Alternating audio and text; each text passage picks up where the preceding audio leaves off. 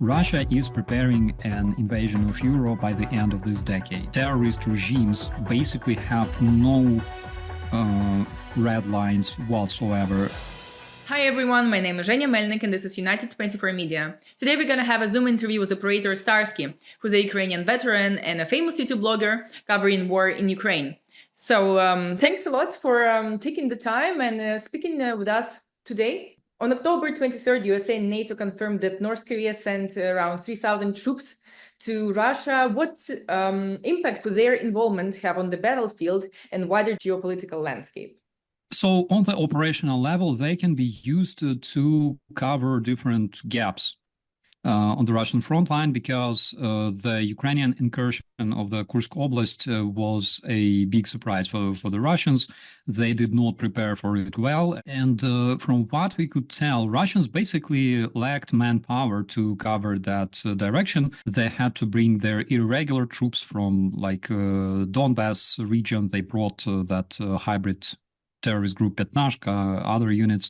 Then they brought several regular regiments, etc. But generally, they could not provide enough manpower to cover that area. That was one reason why it was so successful. And another reason was that Ukrainians trained for many, many years together with their foreign partners, trained in such operations because NATO armies, and specifically, for example, the US Army, they're very, very good at sowing chaos behind enemy front lines, specifically in such type of operations. We're only talking about approximately 3,000 North Koreans, and we expect 9,000 more to arrive to Russia to fight either in Kursk or Ukraine. But at the same time, 12,000 men is approximately 1/3 of monthly Russian recruitment rate. And they will apparently be used to cover this direction in the Kursk Oblast as well as in Donbass, because we know that North Koreans brought their special force troops, and they also brought their combat pilots. So I believe that we will also see them operating using Su-25, because Russians have quite a lot of those airplanes. That's attack airplane used for close air support. Geopolitically, it also has an impact, because this is the case when terrorist regimes basically have no red lines whatsoever. They don't care about escalation.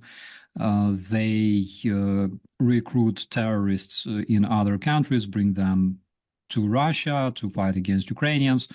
And it's a very, very bad case, because it can turn into a really bad trend for us, because we can see in the future other mercenaries from other countries like Iran, Syria, China, possibly, in big numbers coming to Russia. From your perspective as a military analyst, as a veteran, I would like to ask, have you noticed any shifts or maybe new trends in Russian military strategy or leadership recently, and how is Ukraine responding to them? One thing I noticed is that, for example, in 2022-23, during that winter, they tried to use more of their missiles, and even though they can still produce 70, 100 missiles a month, different cruise missiles and ballistic missiles, but at the same time, it's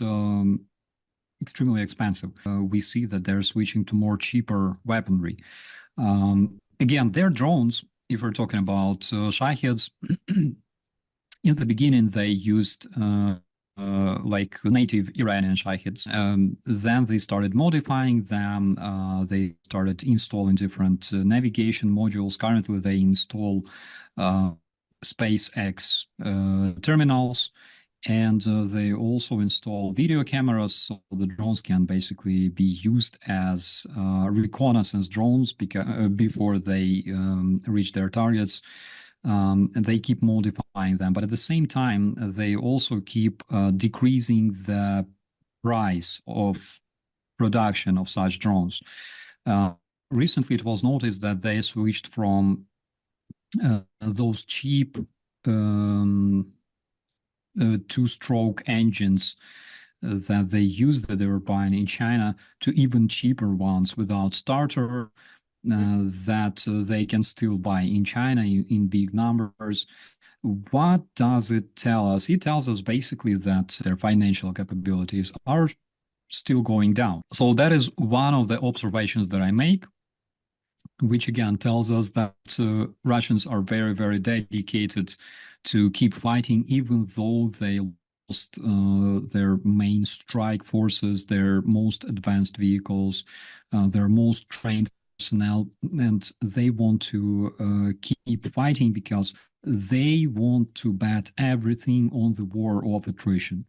And they believe that they can withstand the war against Ukraine because they have such a big population and because they're still capable of buying cheap equipment to produce their weapons. For example, in China, in Iran, in North Korea. North Korea still keeps providing Russians with millions of artillery shells. At the same time, Ukrainians are also hopeful because no matter what, but Russia has an annual GDP that is smaller than in Italy, and you cannot compare the sizes of those countries. So comparing to all the European countries, the GDP of Russia is like 20 times smaller. Russians don't know what to do whatsoever because Putin expected strategically very, very rapid victory in Ukraine. He failed, and now he doesn't know how to end this war, even though they didn't capture any major city. But at the same time, they captured several smaller cities, which they presented basically like victory over Berlin and like Washington, you know. So in your opinion, how Ukraine's defense forces balancing offensive operations like in Kursk with the need to defend key cities and infrastructure on the example of Selidove or Pokrovsk in the future? What do you think? As generally, defensive operations, they don't require as much personnel as offensive operations. So it depends very, very much on the logistics, on the ways of delivering personnel to the positions. That is something that Russians don't care about. They understand that their main advantage is the manpower, and they can overwhelm the defenders using literally like a horde of orcs that are just thrown into a meat assault, which they keep doing since like 1939. You know, nothing changed, fortunately or unfortunately. This is not our case. We have an absolutely different approach to this because we cannot sacrifice our soldiers as easy as Russians, and it's absolutely not our style. Right. Therefore, I hope that it answers your question. It's not like we need to concentrate a gazillion of soldiers in the single area in order to make sure that this area will not be captured. Sometimes Russians literally destroy the district after district, and there's literally no way to organize your defense whatsoever. Because those ruins are they not fit for proper defense. You cannot create positions or fortifications, and sometimes again there are situations when you can only do one thing, which is slowly withdrawing from the territory, at the same time inflicting as much casualties to the enemy as possible. And that is something that we were successful at in areas like Rubizhne, Lysychansk, Severodonetsk, Bakhmut, same with Selidove. Every winter, Ukraine is expecting a winter to be the hardest one, but this time, I guess it's for real due to last year and this year, Russia's strike on infrastructure. Also, we have Pokrovsk direction, which is not the easiest one, plus now North Korea. So what is your prognosis on this winter? What are the major priorities for Ukraine's military as winter approaches? First of all, increase their defense, fortify their positions, make sure that they have more developed more effective active defense in the area of Pokrovsk, improved defenses in other areas to make sure that Russians won't do any other attempts trying to distract our attention, stretch our reserves. That's something that I believe we will see. And also, we all expect the president's victory plan to finally start working. We will see more weaponry coming to Ukraine. Again, winter is a really good period to prepare for a proper defense, increase our air defense as well. There's a lot of help expected from our Norwegian colleagues, our Swedish colleagues, who will help us increase the air defense, improve the air defense by more air-to-air missiles for our F-16s, etc. At the same time, regarding civilians, it will be tough, but one thing Ukrainians invented during this tragic war is invincibility points. We invented a lot of different solutions, how to survive, how to preserve communication, how to keep internet running during blackouts, during winter specifically. I think even though this winter will be hard, but it's not like we are doomed. I would like to speak to you about the Propaganda Study Institute. You are one of the co-founders of it, as I understood correctly. What is the main mission that, as you see it, and what are your ways in counteracting Russian propaganda? How do you achieve basically your goals? First of all, our mission is to learn how to combat the Russian propaganda. We're talking not only about Russian propaganda, there's other totalitarian regimes, because our mission is to protect democracy, protect freedom, and such important thing as freedom of speech. But at the same time, we know that Russians use freedom of speech to turn it into a freedom of hate speech. And this creates a lot of confusion in countries like the United States, for example. Because, again, it's not just about, checking facts and debunking fakes. It's much more than that. It's reverse engineering the whole strategy.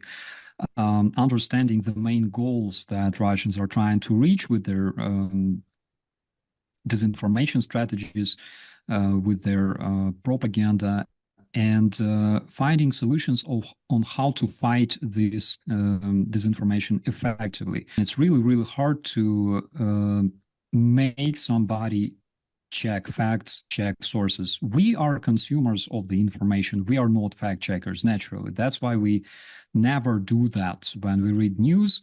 And if those updates catch our attention, we find some kind of absolutely sensational information that attracts all our attention. Usually we never check the source, which works well for the Russian propagandists who understand that people will rarely check the sources of the information. That's why they tend to spread a lot of disinformation in the social media using fake accounts, powered by the artificial intelligence. And by the way, they also use artificial intelligence to create their content. So we are investigating all those cases. We are compiling them, analyzing them, and trying to understand what to do with all this data and how to transform our knowledge into a weapon against the Russian disinformation, how to educate people properly. Unfortunately, even today, we can see cases like Antonio Guterres visiting terrorist federation, shaking hand with internationally wanted war criminal Putin, as if it's a normal thing to do, At the same time, other very, very important, critically important decision makers out there still can't decide whether Russians are terrorists or not, whether they're bad or not, and one of the reasons for that is, of course, because still a lot of European countries, Belgium, Spain, for example, France, they keep buying Russian fuel. We're talking about the LNG. So there are problems to this, and unfortunately, we face a lot of challenges coming not only from Russians, but also from people who don't want to believe or don't really care about believing in the fact that Russia is a terrorist country that wants to see the demise of the United States and whole democratic world. Mm. You covered thoroughly like the civilian population, the consumers of the information. But now I want to ask about those who make contents, about the media. So what are the most common misunderstanding in the international Western media you found about the war in Ukraine? That is basically not understanding that Russia is a terrorist regime, even though it was recognized as a terrorist regime by the Parliamentary Assembly of the European Council in 2022. That very year, it was recognized as a terrorist regime by the NATO Assembly. But still, we see cases when people don't really understand the threat. Because they believe that they live under this protective umbrella of NATO, and like nothing is threatening them tomorrow, which is false. Unfortunately, according to numerous security agencies, Russia is preparing an invasion of Europe by the end of this decade. They will wait until the elections are finished in the United States, because currently their main theater of informational operations is United States, which is obvious. And after the end of the elections, I believe that they will switch their full attention at Europe. They will keep pushing their support for the far-right movements, far-left movements in the European political biosphere, right? And they will try to do all they can so those countries will be offered by their citizens directly to quit NATO, quit European Union, destroy that economic and political partnership that we have right now, which is the only thing that protects European citizens from the Russian invasion. And then we will see a lot of very, very ugly sceneries being introduced in those countries, being executed by the Russians in those countries. And this all can lead to those goons wearing Russian camouflage literally appearing in the European countries, overthrowing governments, etc. Unfortunately, we faced that in Ukraine in 2014. We know how it works, and we can provide our partners with our experience, with our knowledge on how to prevent that. Again, a lot of media on the West still have another misconception that we need to give right to the Russian media to speak. So I have two questions. First of all, do you really consider Russia a country that has freedom of speech, that has independent media, a country where you can openly say whatever you like?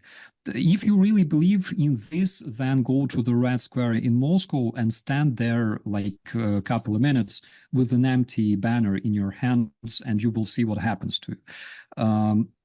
On the other hand, if you don't consider Russia a country with freedom of speech, and you really do believe that Russian media are state-controlled, which is the case, then why do we even need to listen to their propaganda that is narrated by Kremlin and that has only one goal of brainwashing your citizens? What is the point of accepting their standpoint or points of view whatsoever. So that is another observation that I have. What would be your recommendation for a regular civilian person? How do they filter information? What would be these markers that it's somehow linked to Russia? Be very cautious about negative information. Why is that? It's because Russian propaganda can produce a lot of fakes, a lot of really good fakes, but Russian propaganda cannot produce positive information that can motivate you to do good things, to be a better person.